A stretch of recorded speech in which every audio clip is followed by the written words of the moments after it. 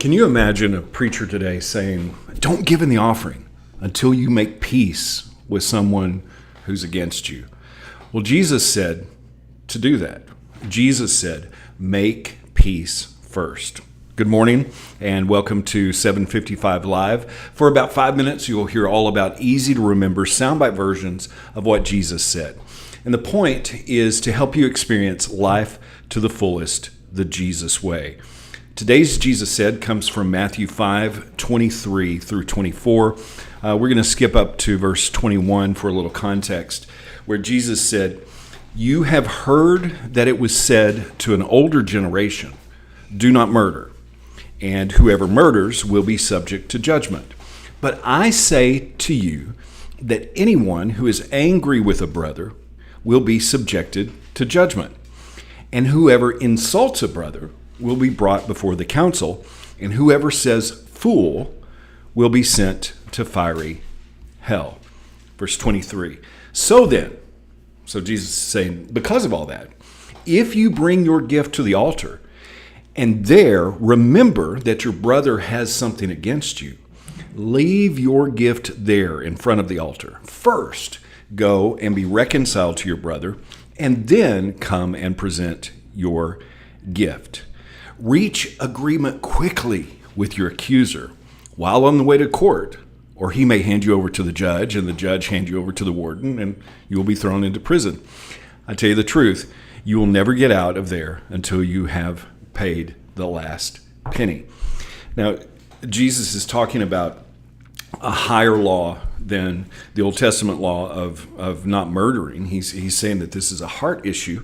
And then he says, when you go to bring your gift, make sure that you make peace first. I think one of the points that Jesus is making here is that God doesn't need your money. He doesn't need your generosity. Giving isn't about paying your membership dues like we're paying a tax. It's about our heart. Now, the gift here that Jesus was talking about was a temple sacrifice. It was the way that they worshiped at that time.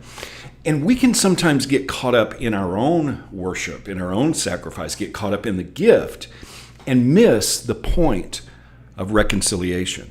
Now, this may not seem related, but I want to go to Matthew 9, where the Pharisees were asking Jesus or asking his disciples, why does your teacher eat with tax collectors and sinners? Why does he hang out with those that we think aren't righteous? And when Jesus heard that, he said that those who are healthy don't need a physician, but those who are sick do.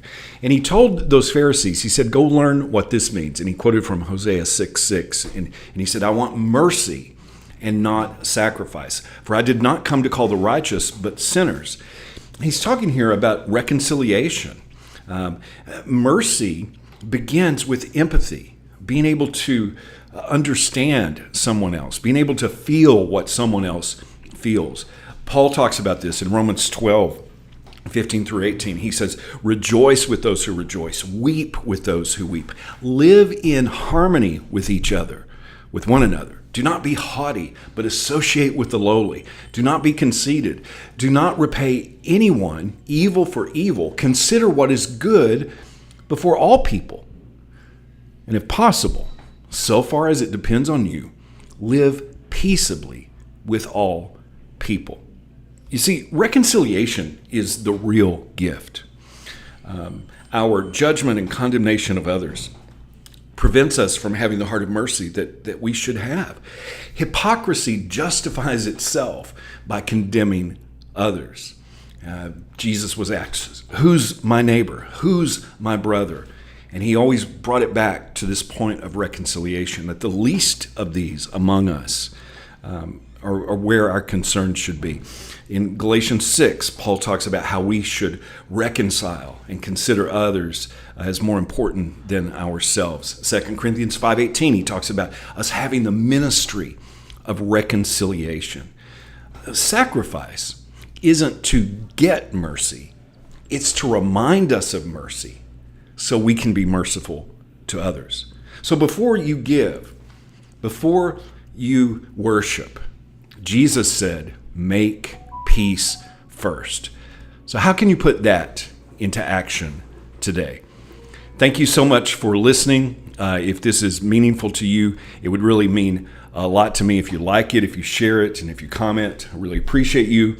I hope you have an amazing day, and I hope this time together has helped you live life to the fullest, the Jesus way. And remember, follow Jesus today. Love first.